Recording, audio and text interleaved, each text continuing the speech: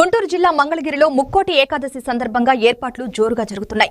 ఈ నెల 30న జరిగే మహోత్సవం కోసం శంకుతీర్థం వద్ద ప్రత్యేక ఏర్పాట్లపై అధికారులు సమీక్ష నిర్వహించారు.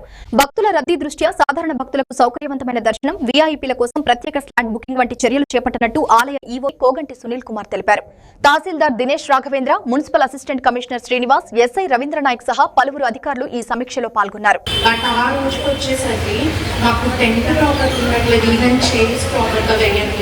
ఒక ఫ్యాన్ ఫెసిలిటీ, వాటర్ ఫెసిలిటీ అసలు 3 years నుంచి ఇక్కడ చేస్తున్నాను. నేను ఇవన్నీ చూసి మిమ్మల్ని రిక్వెస్ట్ చేసి అడుగుతుంది ఏంటంటే ఇది కూడా కొంచెం కన్సిడర్ చేసి ఈ డిపార్ట్మెంట్ వెరీ క్రూషియల్ చేస్తారు.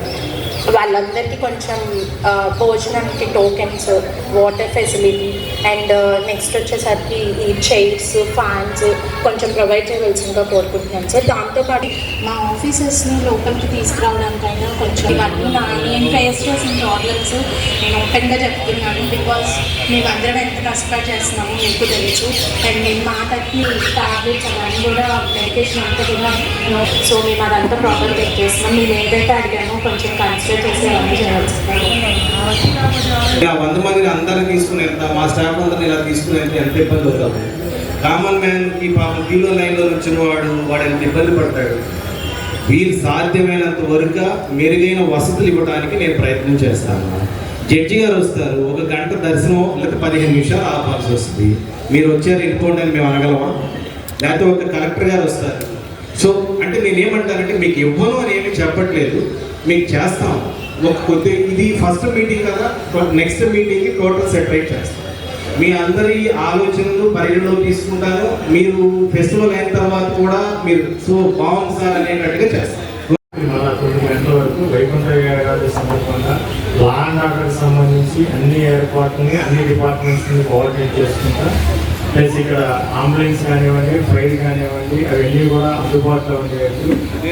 మిగతా డిపార్ట్మెంట్స్ అందరినీ కోఆర్డినేట్ చేస్తా. దేవాదాయ సిబ్బందికి మరియు ఈఓ గారికి అన్ని విధంగా సహాయ సహకారాలు అందిస్తాము. అదేవిధంగా మన పోలీస్ డిపార్ట్మెంట్ వారు కూడా ఒకసారి వాళ్ళ సమస్య ఎలా ఉందో తెలియజేయవలసిందో కోరుతున్నాను. ఇది అత్యంత ఘనంగా ఈ దేవస్థానంలో జరిగే కార్యక్రమం. దీనికి సుమారుగా 50,000 నుంచి 75,000 లక్ష మంది కూడా భక్తులు వస్తారని చెప్పి ఒక అంచనా ఉంది. గత లెక్కల ఆధారంగా ఇది చెప్పగలుగుతున్నాము. దీనికోసం వివిధ శాఖల వారితో మొదటి సమన్వయ సమావేశము ఎంఆర్ఓ గారి అధ్యక్షతన నిర్వహించి ఉన్నాము. ఈ సమావేశానికి వివిధ శాఖల నుంచి వారి ప్రతినిధులు వారు ఏమేమి చేయాలి అనేది సూత్రప్రాయంగా సూచించి ఉన్నాము. తర్వాత జరిగే అధికారుల రెండో సమన్వయ సమావేశంలో వారి యాక్షన్ ప్లాన్ ఏంటి, వారు ఏమేమి చేయబోతున్నారు అనేది కూడా తెలియచేయవలసిన లిఖితపూర్వకంగా తెలియచేయాల్సిందిగా ఆదేశించి ఉన్నారు. ఎంఆర్ఓ గారు చెప్పిన దాని ప్రకారము 24వ తారీఖు డిసెంబర్ 24న రెండో సమన్వయ సమావేశం అధికారులతో మాత్రమే నిర్వహించబడుతుంది. ఈ అధికారులతో నిర్వహించిన సమావేశంలో వారి యాక్షన్ ప్లాన్ తీసుకుంటాము.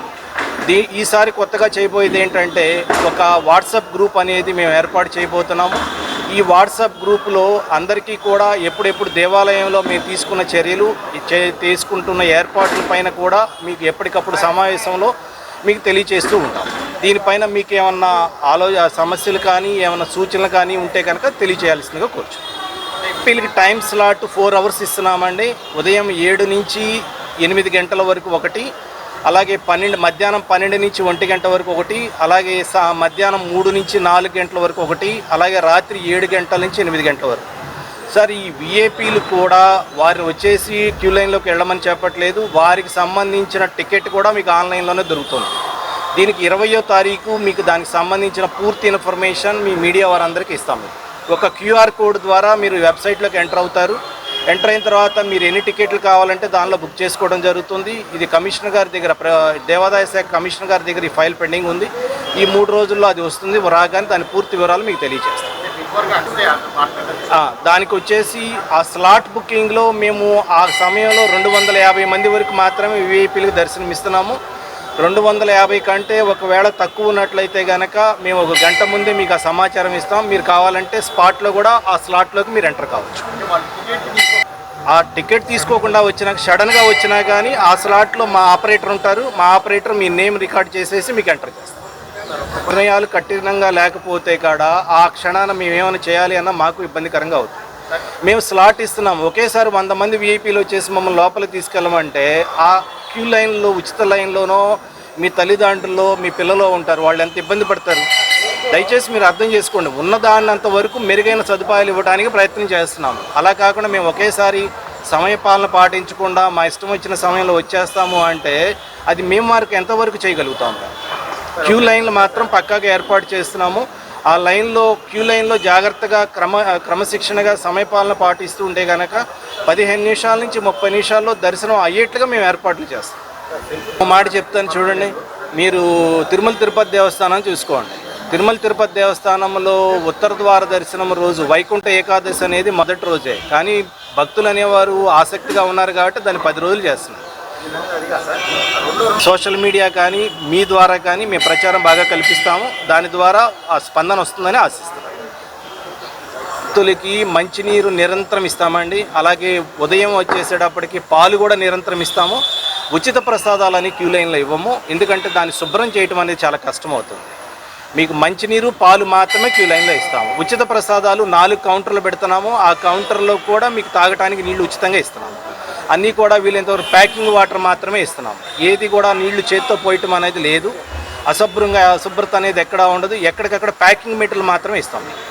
ధైర్యంగా చెప్తున్నాను, వాట్సాప్ గ్రూప్ పెడుతున్నానని. ధైర్యం లేకపోతే నేను చేస్తాను. అది ఆ కోఆర్డినేషన్ మిస్ కాకూడదనే వాట్సాప్ గ్రూప్ క్రియేట్ చేస్తాను.